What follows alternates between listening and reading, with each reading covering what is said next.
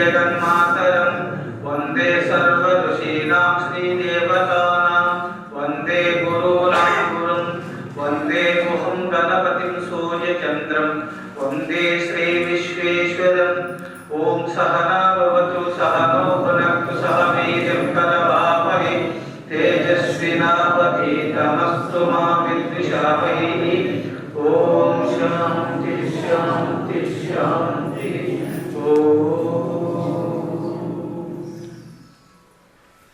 जन्दिमिं पदवेशि संध्यवर्षिणनेमि ब्रह्मवन्दककालु ब्राह्मणुंडु తిరుమని చూల గురురే కలిడినను విష్ణునందకకాడు వైష్ణవుండు బోధిని నొదగుట పూషికోనిననేమి శంభనందకకాడు శైవజనుడు కాసాయ వస్త్రంబు గట్టి కప్పిననేమి యాశలుడగలకాడు యతివరుండు ఇట్టి లౌకిక వేషాలు గట్టి కొనిన గురును చందక సన్ముక్తి దొరకబోదు భూషణ వికాస శ్రీధర్మపుర నివాస దుష్ట సంహార నరసింహ దురిత దూర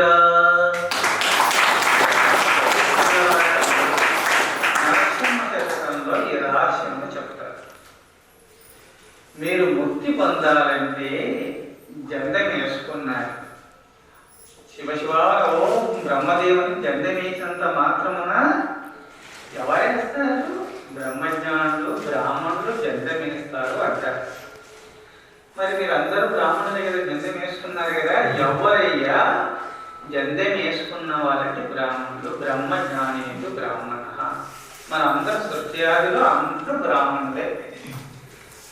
ఈ సృష్టి సృష్టించినలో 4 దాసులై ఉపకారాలు ఎక్కువదింటే క్షత్రియులుగా, పాష్పేయంగా రకరకాల పని చేస్తే తమోగుణ ప్రధానులుగా, పాలు పెరుగు మంచిగా అభివృద్ధి చేస్తూ మంచిగా ఉంటే సత్వగుణ సంపన్నులుగా, ఇంకా అతి శాకాహారాన్ని తింటూ యోగ సాధనలు చేస్తూ సప్తరజ స్తమో గుణాలు జయించి గుణాతీత స్థితి పొందిన వాళ్ళు బ్రాహ్మణులుగా అని బ్రహ్మదేవుడు నిర్ణయించిన సృష్టి.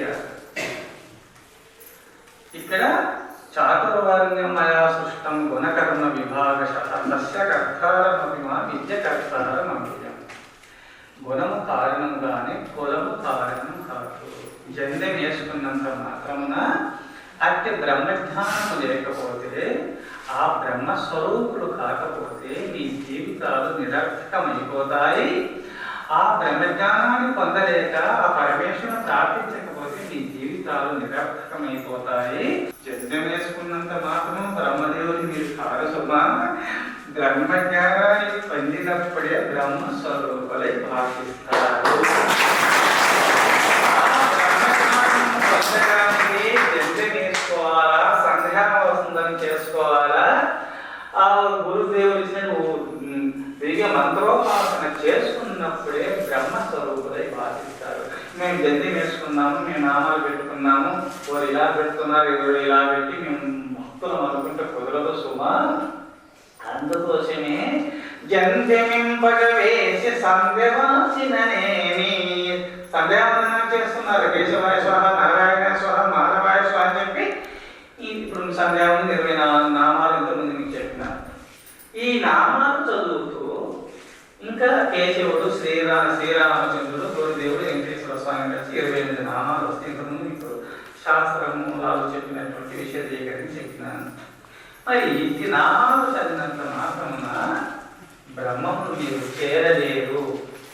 ఆ బ్రహ్మ చెప్పినటువంటి, రాముడు చెప్పినటువంటి, బ్రహ్మదేవుడు చెప్పినటువంటి ఉపనిషత్తుల చెప్పినట్టు, శ్రీకృష్ణుడు చెప్పినట్టు, వేదశాస్త్రాలు చెప్పినట్టు ఎవరు ఆచరిస్తారో, శ్రవణం చేసి మననం చేసి దాన్ని ఆచరణలో పెట్టుకున్నప్పుడే మీరు బ్రాహ్మణులు అయిపోతారంటే బ్రహ్మజ్ఞానులై భాషిస్తారు.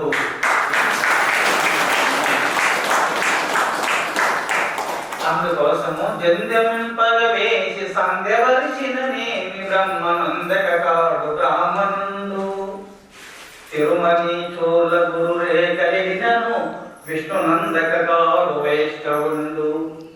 3 నామాలు పెట్టుకుంటున్నాం పెద్దగా, అది పెట్టుకోవాలి. పెట్టుకున్నాను నేను విష్ణు స్వరూపమైన అనుకుంటే కుదరదు. ఆ విష్ణును స్మరించాలా, పూజించాలా, అర్చించాలా. ఒక పసిపాప తల్లి చెంత అమ్మా నాకు అన్నం పెట్టని ఎట్లా ఏడుస్తుందో, పాలు ఇవ్వమని కఠినంగా ఎట్లా ఏడుస్తుందో, ఆ విధంగా శ్రీహరిని ప్రార్థించినప్పుడే విష్ణు స్వరూపులు అవుతారు. కీలకము బ్రహ్మ రూపాన్ని పొందినట్టు ఆ విష్ణుని స్మరిస్తేనే విష్ణు స్వరూపులై భాషిస్తారు. ఎట్లా భాషిస్తారు?